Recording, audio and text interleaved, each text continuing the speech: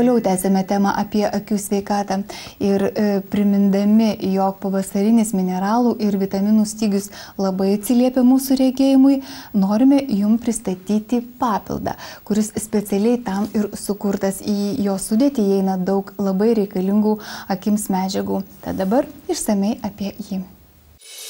Akiniai buvo pradėti naudoti viduramžiais, bet nei tiksli jų išradimo data, nei vieta, nei kūrėjo vardas nėra žinomi. Manoma, kad akiniai atsirado Italijoje 13 amžiaus pabaigoje. Akinių išradimas greitai išplito Europoje ir buvo toks svarbus, kad viduramžių menininkai vaizdavo biblinius ir bažnyčios šventuosius su akiniais, simbolizuojančiais jų statusą. Prieš 330 metų amerikiečių mokslininkas Benjaminas Franklinas, pats kentėdamas nuo trumparegystės ir toliaregystės, bei kaitaliodamas dvi poras akinių, sujungė įgaubtą ir išgaubtą lęšį ir taip išrado dvigubo stiklo akinius. Ir tik praėjusio amžiaus viduryje pradėti gaminti analogiški dabartiniams akiniai. Šiandien be akinių nemaža dalis žmonijos negalėtų gyventi pilnaverčio gyvenimo, nes juos suptų blankios gyvenimo spalvos. Deja, bet civilizacijos rykštės smarkiai kerta būtent per regėjimą. Praėjusiu metu vasario mėnesį buvo atlikti tyrimai, kurie parodė, kad lietuviai itin mažai rūpinasi akių profilaktika.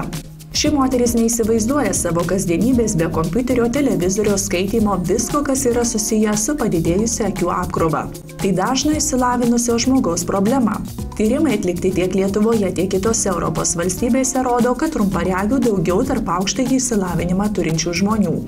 Akių tinklainiai neigiamą įtaką daro bei didina susirgimo akių ligomis riziką, ne tik darbas kompiuteriu, bet ir nepilnavertė mityba, antsvoris, padidėjęs kraujo spaudimas, ryški saulės šviesa.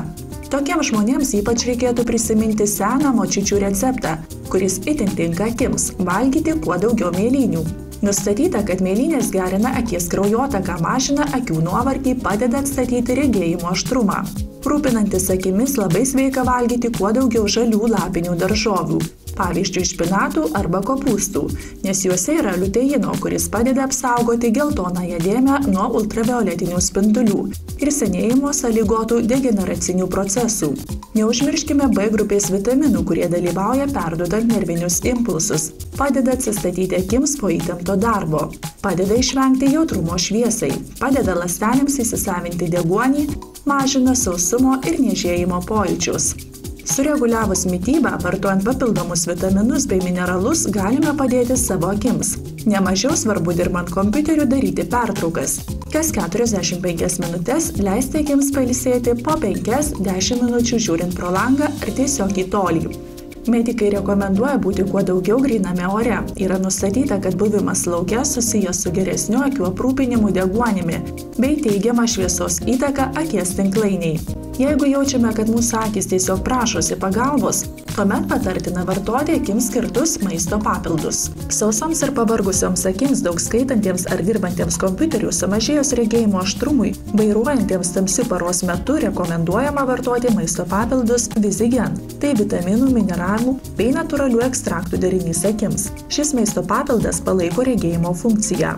Visigen sudėtyje yra visos jau minėtos medžiagos reikalingos akims – mėlynių uogų ekstraktas, liuteinas, B grupės vitaminai, o taip pat vitaminai A, C, E ir selenas, kurie padeda apsisaugoti nuo laisvųjų radikalų poveikio, bei vitaminas B12 su folio rūgštimi. Jie padeda gerinti tinklainės ląstelių mitybinius procesus. Šis maisto papildas tinka tiek jauniems, tiek vyresnio amžiaus žmonėms. Visigen tai užtikrinta formulė geram regėjimui. Pasirūpinkite akimis jau šiandien. Maisto papildų Visigen ieškokite vaistinėse.